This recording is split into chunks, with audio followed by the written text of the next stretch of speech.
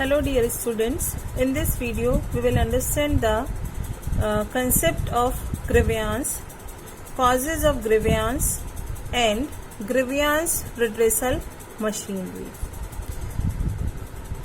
किसी भी ऑर्गेनाइजेशन में या किसी और कंटेक्स्ट में अगर हम बात करें तो जब लोगों के बीच में इंटरेक्शन होता है तो ग्रीवियंसेस भी इमर्ज, नेचुरली ग्रीवियंसेस भी इमर्ज होती हैं. ग्रीवियंस का बेसिकली मतलब है कि किसी भी तरह का डिसकंटेंटमेंट या dissatisfaction in the employees.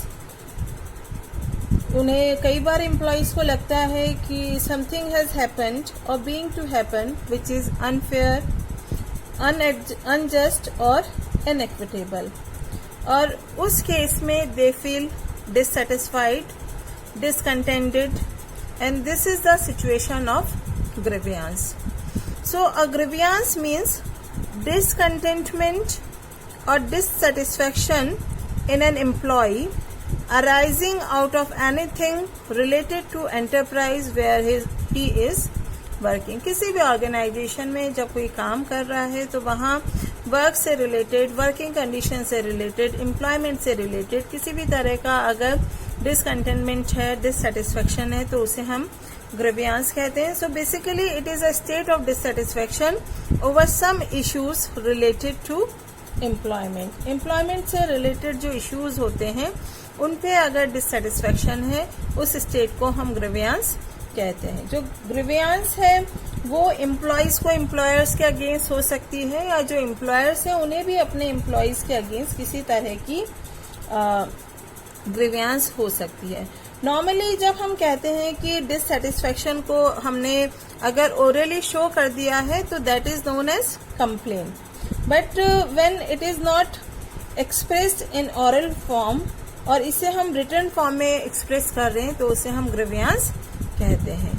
As per Dale Yoder grievance, he has defined grievance as a written complain filed by an employee and claiming unfair treatment. जब एक एम्प्लॉय एक रिटर्न कंसेप्ट अपनी देता है अनफेयर ट्रीटमेंट को लेके organisation में तो उसे हम ग्रीवियंस कहते हैं. The ILO defines grievance as a complaint of one or more workers with respect to wages and allowances, working conditions, interpretation of service conditions covering such areas like overtime, leave policy, transfer, promotions, seniority, job assignments and termination of service. मतलब work और service से related जो भी areas हैं उनको लेके अगर किसी भी तरह की रिटन कंप्लेन है वर्कर्स की, एक वर्कर की या कई वर्कर्स की, तो उसको हम ग्रीवियंस कहते हैं. This grievance is a feeling of an employee that an injustice has been done to him. The feeling may be voiced, unvoiced or expressly stated by employee. It may be valid and legitimate or untrue, and it may arise out of something connected with the work and the organization. जो grievance है वो अनवॉइस्ड भी हो सकती है या जो workers है उसको रिटन फॉर्म में वो दे भी सकते हैं. It may be valid and legitimate, सही भी हो सकती है, लेजिटिमेट भी हो सकती है. कई बार ग्रीवियंस अनट्रू भी हो सकती है, गलत भी हो सकती है, और ये वर्क और ऑर्गेनाइजेशन से रिलेटेड होती है, कनेक्टेड होती है. तो ग्रीवियंसेस जो है किसी भी ऑर्गेनाइजेशन के लिए उसके एम्प्लॉयज का डिससेटिस्फैक्शन, उनकी डिसकंटेंटमेंट को शो करता है.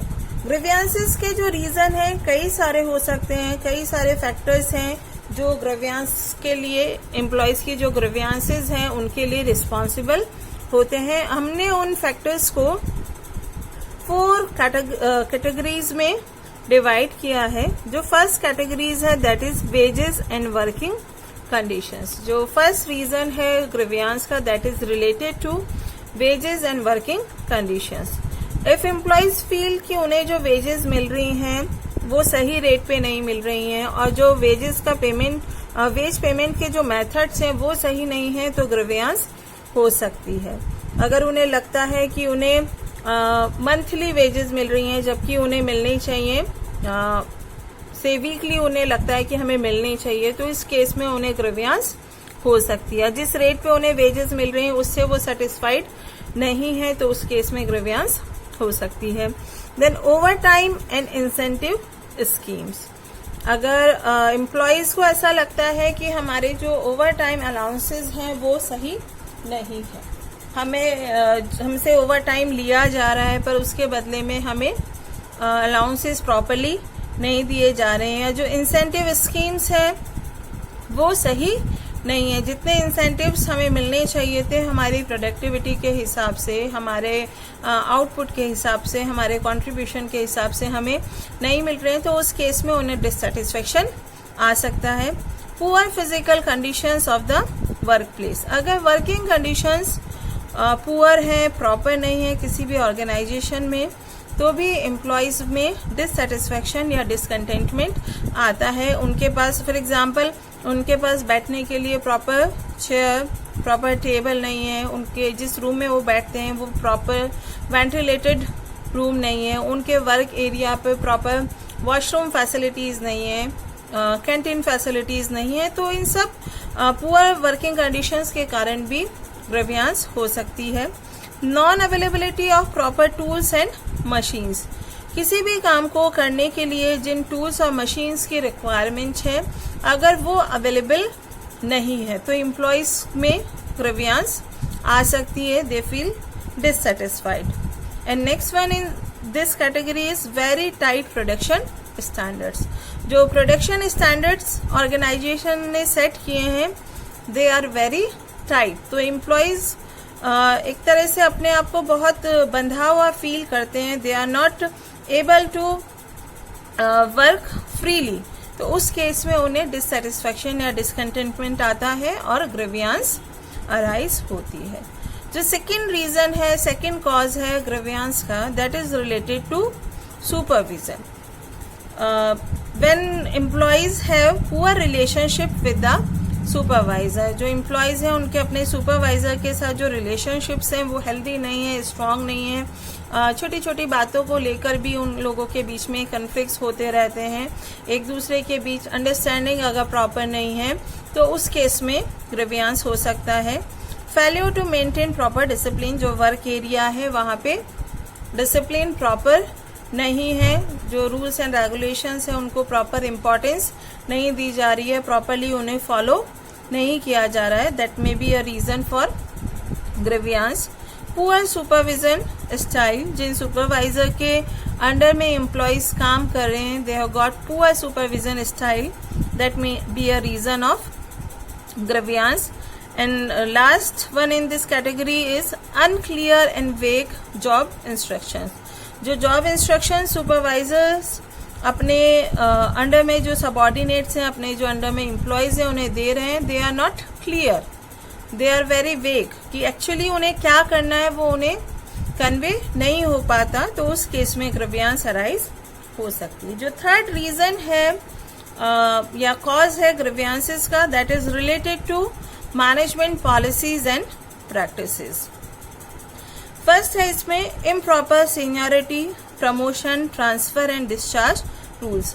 सीनियरिटी डिसाइड करने के लिए या प्रमोशन किस बेसिस पे होगा, ट्रांसफर किस बेसिस पे होगा, लोगों की ड्यूटी से डिस्चार्ज किस बेसिस पे होगा, उससे रिलेटेड जो रूल्स हैं they are not defined properly. Lack of opportunities for career growth, employees को ऐसा लगता है कि हमारे करियर ग्रोथ के लिए इस ऑर्गेनाइजेशन में हमें प्रॉपर अपॉर्चुनिटीज नहीं मिल रही हैं, करियर ग्रोथ के लिए जो training and development facilities organization को हमें देनी चाहिए वो हमें नहीं मिल रही है, तो that may cause grievance among employees. Third है unfair penalties impose for misconduct. जब भी एम्प्लॉयज ऑर्गेनाइजेशन में काम कर रहे हैं तो कई बार ऐसी सिचुएशन आती हैं जब वो कुछ ऐसा कर देते हैं जो उन्हें नहीं करना चाहिए, जो ऑर्गेनाइजेशन के रूल्स एंड रेगुलेशंस या स्टैंडर्ड ऑफ बिहेवियर के हिसाब से नहीं होता है। तो उस केस में अगर अनफेयर पेनल्टीज एम्प्लॉयज पे इम्पोज की जा रही हैं तो उससे ग्रीवियंस हो सकता है। Hostility towards trade union activities, जो मैनेजमेंट है उसका ट्रेड यूनियन एक्टिविटीज की तरफ जो एटीट्यूड है दैट इज वेरी नेगेटिव या हॉस्टाइल, तो उस केस में ग्रीवियंस हो सकता है। Management does discrimination between employees, जो मैनेजमेंट है या जो एम्प्लॉयर है वो एम्प्लॉयज के बीच में डिस्क्रिमिनेट करता है। डिस्क्रिमिनेशन किसी भी बेसिस पे हो सकता है। डिस्क्रिमिनेशन नॉन यूनियन मेंबर्स या यूनियन मेंबर्स के बेसिस पे हो सकता है, रिलीजन, कास्ट, रीजन के बेस पे हो सकता है। तो अगर किसी भी तरह से डिस्क्रिमिनेशन है तो वो ग्रीवियंस का रीजन हो सकता है। Then improper implementation of agreements and awards, जितने भी एग्रीमेंट्स या अवार्ड्स हैं, फॉर एग्जांपल ट्रेड यूनियंस और मैनेजमेंट के बीच में किसी भी तरह का एग्रीमेंट हुआ है या कोई अवार्ड है, अगर उनको प्रॉपरली इम्प्लीमेंट नहीं किया जा रहा है तो that may cause grievance among employees. And last one in this category is improper rules and regulation. Organization में जो मैनेजमेंट है उसने जो रूल्स एंड रेगुलेशंस बनाए हैं दैट आर नॉट प्रॉपर, तो उस केस में जो एम्प्लॉयज हैं उनमें ग्रीवियंस हो सकता है। एंड लास्ट जो रीजन है, जो लास्ट कॉज है ग्रीवियंस का, that is mall adjustment of employees. Employees के कुछ अपने एटीट्यूड्स, अपने कुछ प्रॉब्लम्स के कारण भी उनमें ग्रीवियंस हो सकती है। For example excessive self esteem and ego problems. कई एम्प्लॉयज होते हैं जिनका जो सेल्फ एस्टीम है वो बहुत हाई होता है या उनको बहुत सारे ईगो प्रॉब्लम्स होते हैं। फॉर एग्जांपल, और ऐसे केस में अगर जब भी उन्हें कोई काम करने को कहा जाता है तो सीधे उनका जो सेल्फ एस्टीम है वो हर्ट होता है, उनका जो ईगो है वो हर्ट होता है और उसके कारण उनको डिससेटिस्फैक्शन आता है। Then impractical attitude towards life. कई एम्प्लॉयज ऐसे होते हैं जिनका लाइफ को लेके जो एटीट्यूड है that is very impractical, that is very negative. उनको जो भी कहा जाता है, जो भी समझाया जाता है उसकी तरफ उनका पॉजिटिव अप्रोच ना होके नेगेटिव अप्रोच होता है, तो उस केस में उनका जो डिससेटिस्फैक्शन है वो बढ़ जाता है। कुछ next reason is some employees work too hard और टू इजी। अपने गोल को अचीव करने के लिए कई एम्प्लॉयज बहुत ज्यादा मेहनत करते हैं और कई बहुत ही इजीली चीजों को लेते हैं। तो ऐसे एक्सट्रीम केसेस में जब लोग काम करते हैं, एम्प्लॉयज काम करते हैं, तो उनमें डिससेटिस्फैक्शन या डिसकंटेंटमेंट आने के चांसेस होते हैं। Next is too much ambitious to adjust with the present work. कई बार एम्प्लॉयज को ऐसा लगता है कि हम जो काम कर रहे हैं एक्चुअली हम इससे कुछ बड़ा करने की कैपेबिलिटी रखते हैं, तो जो प्रेजेंट वर्क है उसके साथ वो एडजस्ट नहीं हो पाते, उसके साथ वो अपना 100% उस प्रेजेंट वर्क पे नहीं दे पाते, क्योंकि उन्हें हमेशा यही लगता है कि ये जो काम है वो हमारे हिसाब का काम नहीं है, हम इससे कुछ बहुत अच्छा कर सकते हैं। तो इस तरह की फीलिंग, इस तरह का एटीट्यूड जब उनका होता है तो उनमें डिससेटिस्फैक्शन आता है। Last one is improper attitude towards work creating dissatisfaction. काम को लेके लोगों का जो एटीट्यूड है that is very improper, that is very negative.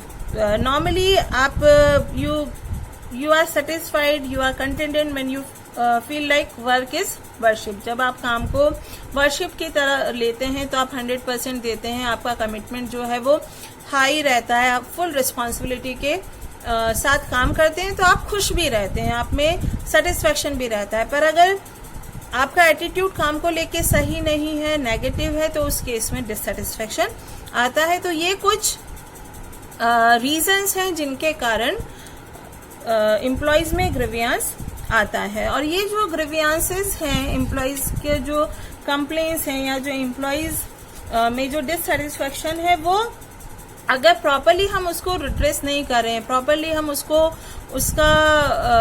उसको हम सॉल्व नहीं कर रहे हैं उनकी प्रॉब्लम को, तो इससे ऑर्गेनाइजेशन को, वर्कर्स को या मैनेजर्स को बहुत ज्यादा नेगेटिव इम्पैक्ट या नेगेटिव इफेक्ट उनपे आ सकता है। जैसे अगर हम प्रोडक्शन की बात करें तो प्रोडक्शन की क्वांटिटी कम हो सकती है, प्रोडक्शन की जो क्वालिटी है वो उससे हैम्पर हो सकती है। जो मशीनरी है या जो मटेरियल्स है उसका वेस्टेज हो सकता है। जो एम्प्लॉयज़ है उनका एब्सेंटेज्म बढ़ जाता है, एम्प्लॉय टर्नओवर बढ़ जाता है, उनका जो कमिटमेंट है, उनकी सिंसियरिटी है, उनकी जो पंक्चुअलिटी है वो घट जाती है, एम्प्लॉयज़ का जो मोराल है वो भी कम हो जाता है। मैनेजर्स जो हैं उनके अपने सबऑर्डिनेट के साथ जो रिलेशंस हैं वो सही नहीं रहते हैं। तो इस तरह से पूरी ऑर्गेनाइजेशन को ग्रीवियंसेस से कई तरह के नुकसान हो सकते हैं। इसलिए जरूरी है कि जो ग्रीवियंसेस हैं उनका proper the following figure presents the grievance procedure. First step in grievance procedure is identification of grievances. एक जो मैनेजर है उसको ग्रीवियंस के रिड्रेसल के लिए प्रोएक्टिव अप्रोच अडॉप्ट करनी चाहिए। और प्रोएक्टिव अप्रोच जब हम अडॉप्ट कर रहे हैं तो हमें ग्रीवियंसेस को टाइमली आइडेंटिफाई करना होता है ताकि उनका प्रॉम्प्ट रिड्रेसल किया जा सके। ग्रीवियंसेस के आइडेंटिफिकेशन के कई तरीके हो सकते हैं। फॉर एग्जांपल ऑब्जर्वेशन, एक जो मैनेजर और एक जो सुपीरियर है जिसके अंडर में उसके एम्प्लॉयज या कई लोग काम कर रहे हैं तो वो उनके बिहेवियर को ट्रैक कर सकता है कि अगर कोई एक एम्प्लॉय है वो सीरियसली काम नहीं कर रहा है, सिंसियरिटी के साथ काम नहीं कर रहा है, उसके वो जो इंस्ट्रक्शंस उसको दिए जा रहे हैं उनके लिए वो इंडिफरेंस शो कर रहा है, काम के लिए लेट से आ रहा है, इट मीन्स ऑब्जर्वेशन के थ्रू आइडेंटिफाई किया जा सकता है कि उस पर्टिकुलर एम्प्लॉय को किसी तरह का डिससेटिस्फेक्शन है। या एग्जिट इंटरव्यू एक तरीका हो सकता है। जब एक कई एम्प्लॉय ऑर्गेनाइजेशन को छोड़ के जाता है तो उस समय जो इंटरव्यू उसका होता है उसे हम एग्जिट इंटरव्यू कहते हैं। एक एम्प्लॉय किसी भी ऑर्गेनाइजेशन को दो कारणों से छोड़ सकता है, या तो उसे उस ऑर्गेनाइजेशन में किसी तरह का डिससेटिस्फेक्शन है या किसी दूसरी ऑर्गेनाइजेशन में उसे अच्छी अपॉर्चुनिटी मिल गई है। तो जब आप एक ऑर्गेनाइजेशन में काम कर रहे हो तो आप अपने डिससेटिस्फेक्शन को, अपनी प्रॉब्लम्स को खुल के मैनेजमेंट के सामने नहीं रख पाते हो क्योंकि आपको ऐसा लगता है कि उससे आपके करियर पे नेगेटिव इम्पैक्ट आ सकता है। पर ऑर्गेनाइजेशन छोड़ते जाते समय इस तरह का किसी भी तरह का इनहिबिशन एम्प्लॉय के मन में नहीं होता है। तो आप उससे अपने ऑर्गेनाइजेशन की फंक्शनिंग से related true feedback exit interviews के थ्रू ले सकते हो।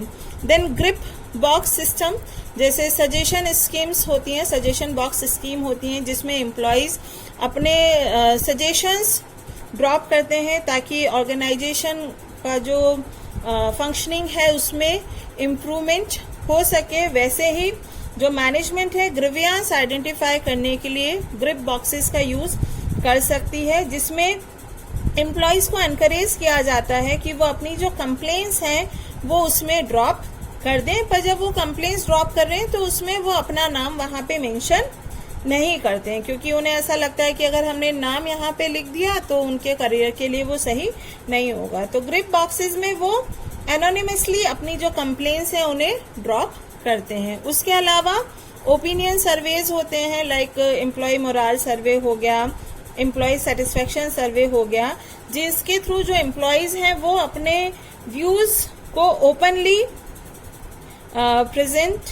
ओपनली एक्सप्रेस करते हैं कि इस तरह के जो सर्वेज होते हैं वो जो सुपरवाइजर है वो कंडक्ट नहीं करता है और इसमें जो एम्प्लॉयज की आइडेंटिटी है उसको भी डिस्क्लोज नहीं किया जाता है। तो ओपिनियन सर्वे भी एक यूजफुल वे हो सकता है टू आइडेंटिफाई ग्रीवियंसेस। उसके अलावा open door policies, it implies that the employees are invited to discuss their problems freely and frankly at any time।